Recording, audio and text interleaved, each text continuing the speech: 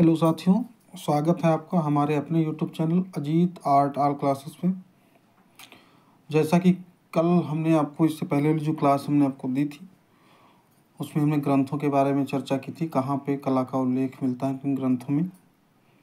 उसके आगे कुछ ग्रंथ रह गए थे जिसकी आज हम क्लास आपको देने जा रहे हैं। तो देख लेते हैं उसमें कौन कौन से ग्रंथ और हैं जिनमें कला का उल्लेख मिलता है, और जितने भी आपके ग्रंथ थे उनमें जहाँ पे कलाओं का उल्लेख किया गया है वो सारे हम जो ग्रंथ हैं उनको लिख करके आपको समझाने जा रहे हैं। तो एक एक करके समझ लेते हैं। 9 नंबर पे, कल 8 नंबर तक हो गया था आपका ग्रंथ। 9 नंबर पर जो आता है वो लिखा हुआ है सम्रांगण सूत्राधार।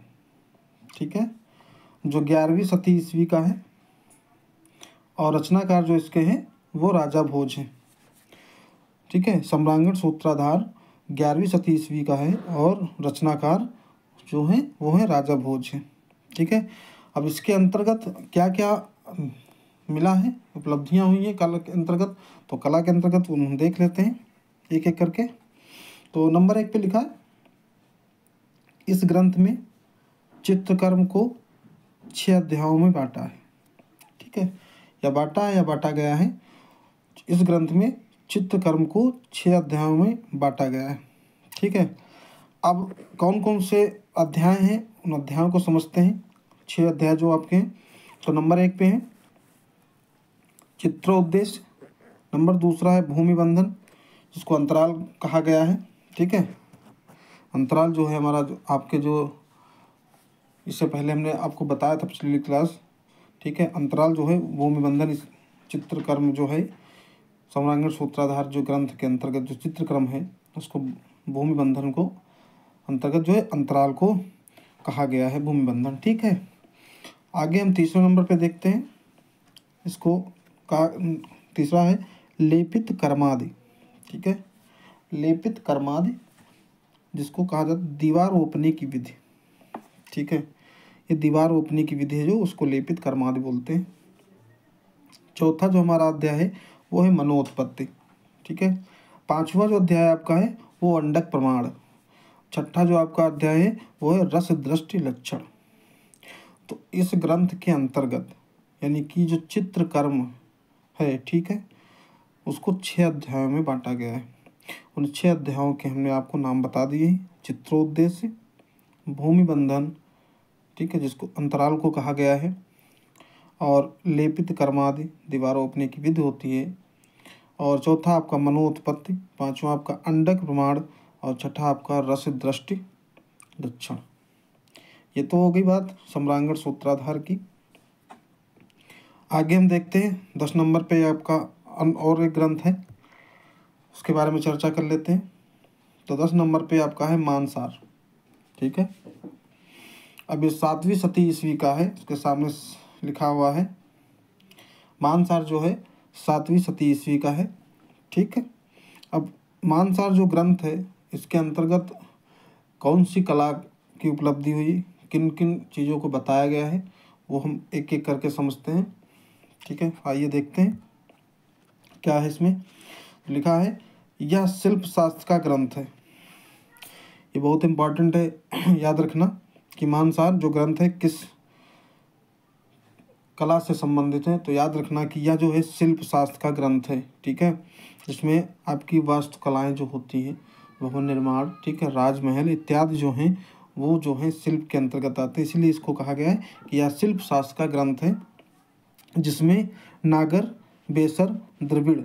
अब ये नागर, बेसर, द्रविड़ जो है ये कंफ्यूज मत होइएगा, ये एक शैलियाँ होती हैं, हम आपको बाद में बताएंगे अगली क्लास में। ठीक है, नागर शैली, बेसर शैली, द्रविड़ शैली, इन शैलियों के अंतर्गत राजमहल, राजाओं के जो महल होते थे, ठीक है, इनके अंतर्गत जो है या मंदिरों का निर्माण इत्यादि जो होते थे, जो उनके शिखर होते थे, वही इन शैलियों का रूपांकित नाम है।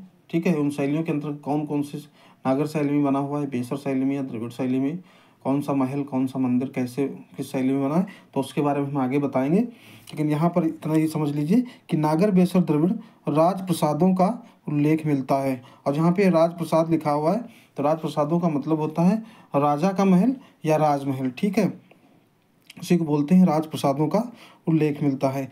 एक नंबर पर ये क्लियर होगा कि यह शिल्प शास्त्र का ग्रंथ है जिसमें नागर वेश और द्रविड़, ठीक है, 3 शैलियाँ हो गई और राजप्रसादों का उल्लेख मिलता है।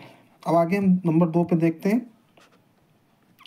नंबर 2 पे लिखा हुआ है इस ग्रंथ के आरंभ में, ठीक है, इस ग्रंथ के आरंभ में विश्वकर्मा को, ठीक है, विश्वकर्मा को ब्रह्मा के चारों पुत्रों में से एक को माना गया है।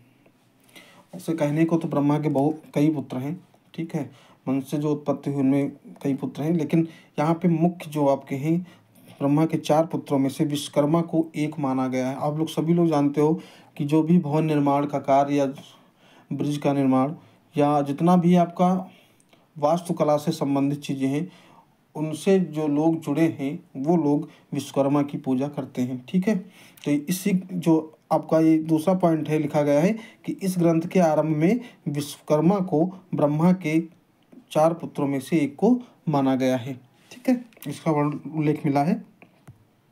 तीसरे नंबर हम देखते हैं, लिखा है यह ग्रंथ ब्रह्मा की स्तुति से ले, ठीक है, यह ग्रंथ ब्रह्मा की स्तुति से प्रारंभ होकर शिव के तीसरे नेत्र खुलने पर समाप्त होता है।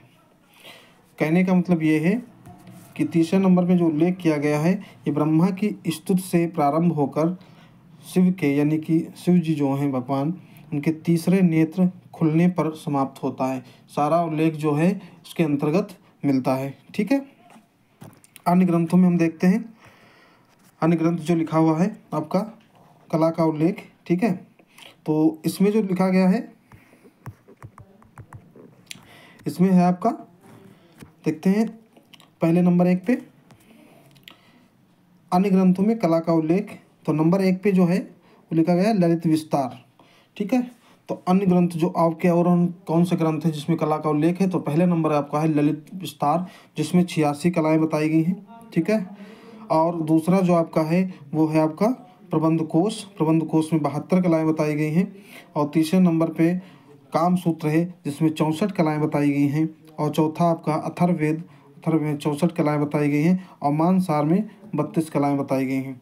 कुल मिलाकर के जो अन्य ग्रंथों में कला का उल्लेख है हमने बताया, ललित विस्तार में 86 कलाएँ, प्रबंध कोश में 72 कलाएँ, काम सूत्र में 64 कलाएँ, अथर्ववेद में 64 कलाएँ और मानसार में 32 कलाएँ का उल्लेख मिलता है।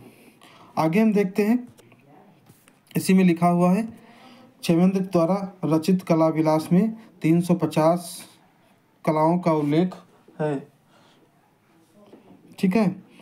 तो इसमें नंबर 1 पे हम देखते हैं जो क्षेमेंद्र द्वारा रचित कला विलास है उसमें 350 कलाओं का उल्लेख है। तो कौन कौन सी कितनी कलाएं किसके बारे में उल्लेख किया गया है वो हम एक एक करके आपको बता देते हैं। तो नंबर 1 पे लिखते हैं, यहाँ पे आप लोग नोट कर लीजिएगा इसको, ठीक है, बहुत इंपॉर्टेंट है, ठीक।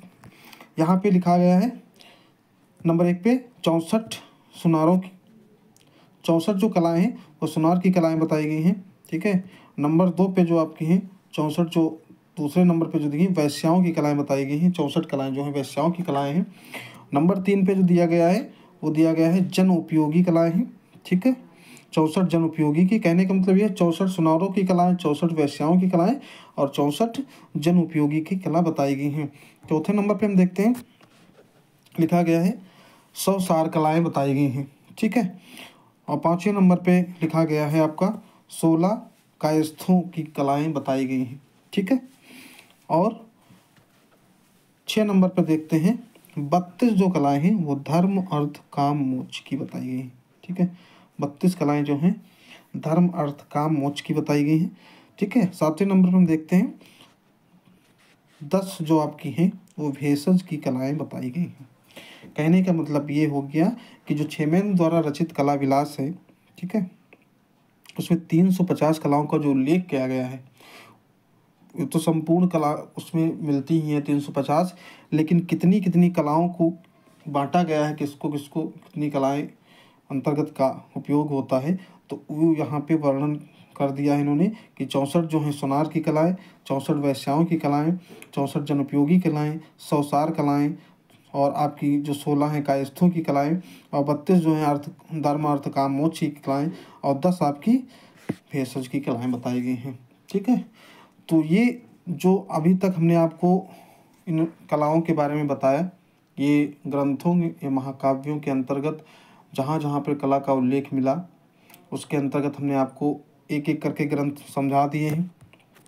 ठीक है, अब आगे जो आपका नया चैप्टर होगा वो नई गुफाएं स्टार्ट करेंगे। ठीक है, एक एक गुफा आपको समझाएंगे, लेकिन जितना हमने आपको ये समझाया है इसको नोट कर लीजिएगा और लोगों को वीडियो शेयर कर दीजिए, जिसको दूसरों को भी इन चीज़ों को पता हो जाए और तैयारी कर सके। ठीक है, और लाइक करिए वीडियो को। ठीक है, लोगों को जुड़वाइए, और किसी को अगर कोई कुछ भी पूछना है, ठीक है, जिसमें कुछ ना समझ में आया हो तो हमें कमेंट बॉक्स में कमेंट कर सकता है। ठीक है, उसका हम अगली क्लास में जवाब जरूर देंगे।